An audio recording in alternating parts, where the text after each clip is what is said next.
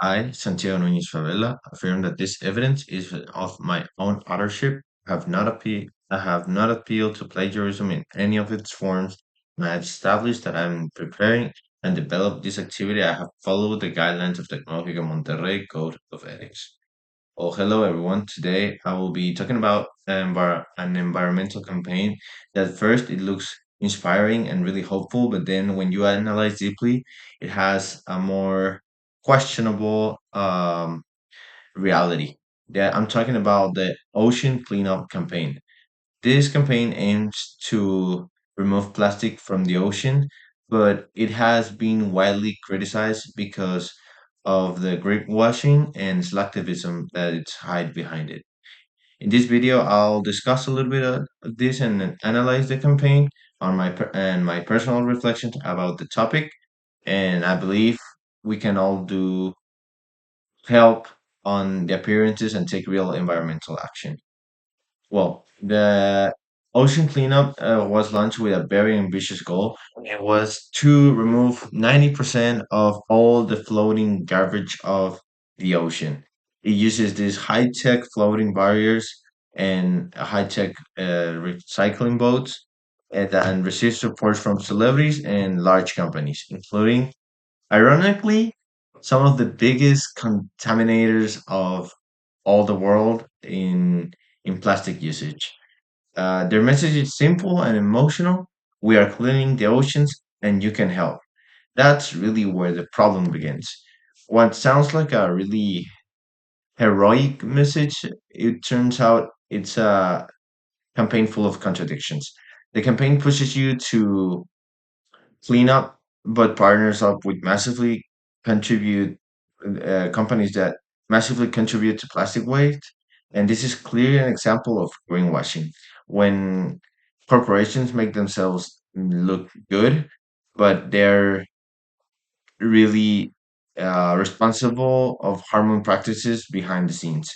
It also leads to slacktivism, a term that refers to shallow actions like liking a post or buying a product lived as echo or without changing the real causes of the problem.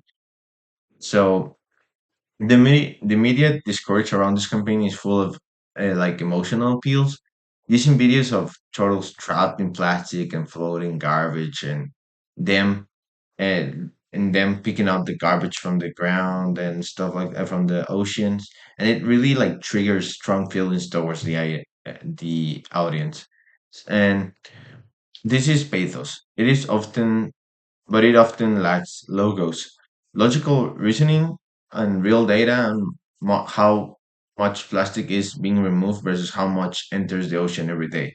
So instead of doing something about it on the beginning, they're doing it in the end. Instead of putting a fight against all these companies that are doing putting the trash in the ocean, they're just collecting it from the ocean instead of rooting the problems. These are clear fallacies. The campaign creates a false dilemma, as if we must choose between their solution or doing practically nothing. And these are also an appeal to novelty, assuming that the new technology must be the new solution. But the real impact isn't really measured in how many people are impressed by a video. It's about how much plastic is prevented from entering the ocean in the first place. At first glance, the campaign seems aligned with the Sustainable Development Goals, especially the SDG 14, the one that is life below water, that is the one that they mostly talk about. But when their root causes are ignored, like overproduction of plastic and lack of regulations, like their most pro contributors are in the case of this organization, the SDG really becomes more of a marketing label.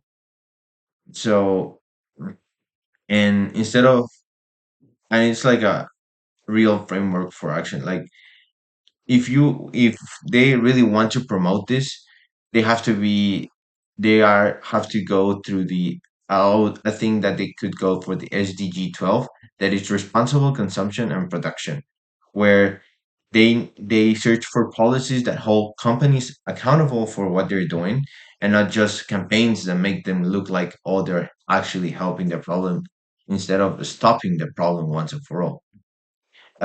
Through a reflection about this, uh, I learned three things that changed more of my thinking, and that is that greenwashing is more common and subtle than I thought.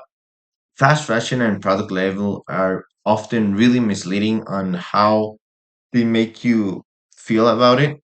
And being sustainable really means questioning what we buy and why. Because I also realize how important it is to also stay informed about all these topics, not just through social media and the things that they put in front of our faces. Because really, they manipulate also this kind of informations. It's really more about talking to your classmates, talking to your parents, what they do, what they we can and what we can discuss, and how we can agree on something to support campaigns that actually help or are fighting to eliminate the problem and not just help the problem, you know? This experience really made me rethink my own habits, and I have been a little bit more conscious about what I consume mostly, and I'll support more like transparent projects aligned with a real change. So I listed some things on what maybe we should be doing, and we need approach that brings together like citizens to demand regulation and reduce consumption. The government has to start actually enforcing environmental laws into that, but it's really difficult since there's a lot of corruption. And companies need to redesign their products and supply chains instead of doing putting the change on the customer. They have to start doing something themselves. We must really think about stop thinking about individuals alone. Like we have to, like I just said, actual the roots of the problem. The true changes come from like collaboration, transparency, and responsibility. So we have to invite more of the society to join the movement and win them to appeal to ethos, where we all have the right to live in a healthy environment. Logos like they have to actually show real data that give us and guide our decisions towards what we should actually help, and pathos. Yes, let's feel, but let's also act with clarity, not just emotions. It's really important that we actually take into consider what we're doing, and if it really helps, like where is our recycling bins going? If are they actually going to be a recycle, or are they just another propaganda so that you feel a little bit better about yourself that you're doing something, or that they really are like just taking it, putting everything together and not doing anything about that, you know? And so we really need to think about campaigns like the ocean cleanup. Are they really effective in shaping collective consciousness? Because they can give you hope and an easy like way to feel involved, but it's also dangerous to just leave to high corporations or high organizations to just like make them like they are the solutions to us. If we want real progress, we must ask from ourselves and from the message we support. Sustainability isn't a trend, it's a responsibility that involves like all of us, not just with words or clips, but with action.